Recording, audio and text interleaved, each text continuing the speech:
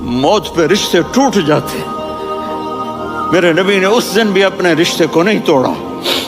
ابراہیم جیسی شخصیت کہیں گے سنو اے اللہ تیری میری دوستی کا واسطہ مجھے بچا لے, تیری میری دوستی کا واسطہ مجھے بچا لے. عیسیٰ علیہ السلام کہیں گے یا اللہ میں اپنی ماں مریم کا بھی سوال نہیں کر سکتا, میری جان بچا لے, مریم جانے تو جانے. اور میرا نبی کہے گا یا اللہ میری امت کو بچا لے.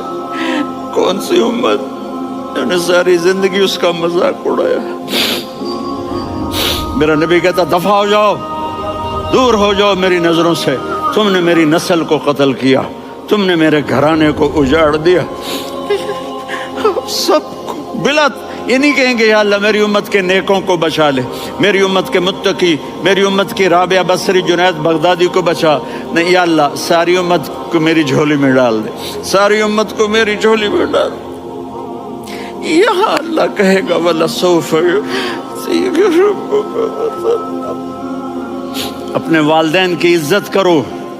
یہاں کا بڑھاپا بڑا خوفناک ہے کہ اولادیں چھوڑ جاتی ہیں اور ماں باپ ٹوائلٹ جانے سے بھی عاجز ہوتے ہیں.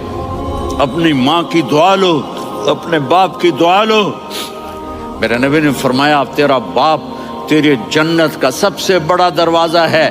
اگر تو نے باپ کو ناراض کر کے موت پائی تو تیرے لیے جنت کا دروازہ کھل نہ سکے گا. یہ باپ کا مقام ہے.